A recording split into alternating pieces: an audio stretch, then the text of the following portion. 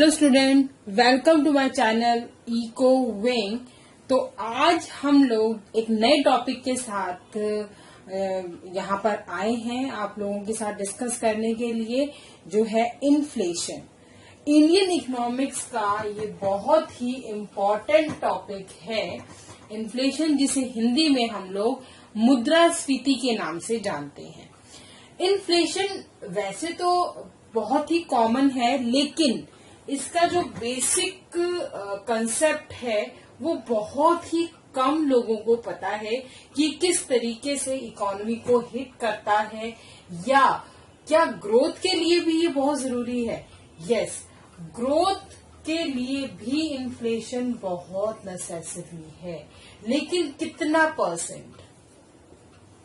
Percent कितना होना चाहिए ये इम्पोर्टेंट है। तो आज हम लोग जिन टॉपिक पर डिस्कस करने वाले हैं वो है, फर्स्ट ऑफ ऑल, मीनिंग क्या है इन्फ्लेशन का, इन्फ्लेशन को क्या कहा जाता है, इसका बेसिक कंसेप्ट क्या है, ग्रोथ के लिए जरूरी है भी या नहीं, यस और नो,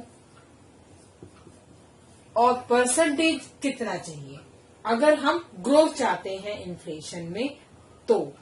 तो इसका मीनिंग जो है वो ये है कि जब किसी भी पर्टिकुलर इकोनॉमी के अंदर इन्फ्लेशन हो रहा है तो उसका मतलब ये होता है कि उस पर्टिकुलर इकोनॉमी की जो मनी वैल्यू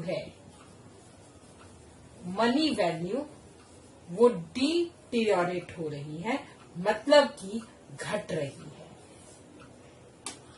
और दूसरी तरफ परचेजिंग पावर, जो कि बहुत बड़ा टूल होता है इकोनॉमी के लिए, वो पर यूनिट ऑफ करेंसी डिक्रीज हो रहा होता है। यहां एक चीज आपको ध्यान रखनी है, आपको ये नहीं कहना कि परचेजिंग पावर लगातार घट रही है, आपको ये कहना है कि purchasing power as comparatively per unit of currency कम हो रही है। फॉर एग्जाम्पल के तौर पर 100 रुपीज में जहां एक टाइम पर कह सकते हैं कि 10 kg कोई भी सामान है जो आ जाता था, चाहे वो राइस है, वीट है, या हमारी जरूरत की कितने कोई भी सामान है, लेकिन जैसे जैसे इन्फ्लेशन बढ़ जाता है या एक ग्रोथ स्टेज पर इकोनॉमी चली जाती है, तो यहाँ पर ये मनी वैल्यू, अगर मैं इसको इससे डिवाइड करूंगी तो obviously 10 rupees per KG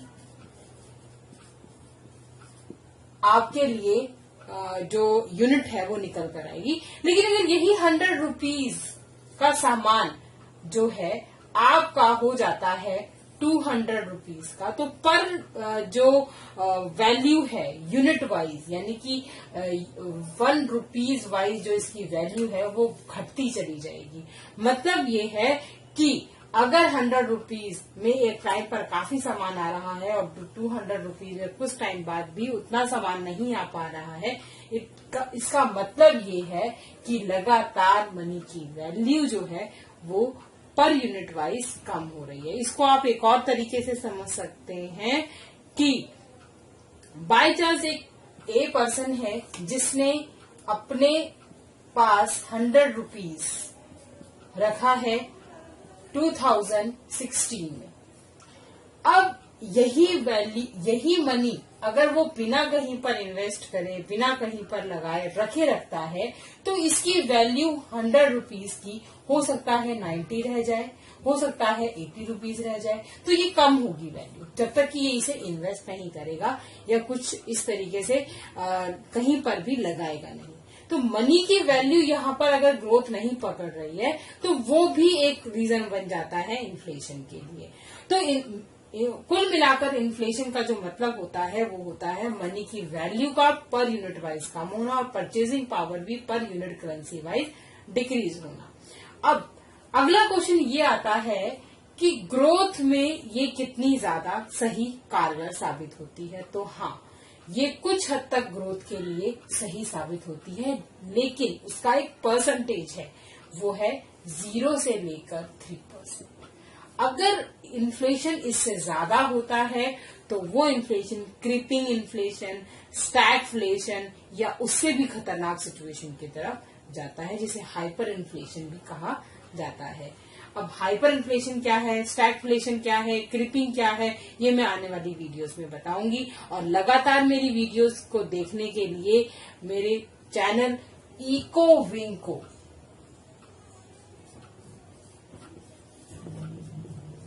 subscribe कीजिए, बेल आइकन पर क्लिक कीजिए और इसी तरह से अपने जो कंसेप्ट्स हैं वो मेरी वीडियो के जरिए क्लियर कीजिए। तो यहाँ पर हम दोबारा से क्लियर कर देते हैं आपको कि इन्फ्लेशन का मतलब क्या है। इन्फ्लेशन का मतलब है कि किसी भी पर्टिकुलर इकोनॉमी के अंदर मनी की वैल्यू का कम होना और परचेजिंग पावर का पर यूनिट वाइज लगातार डिक्रीज होना।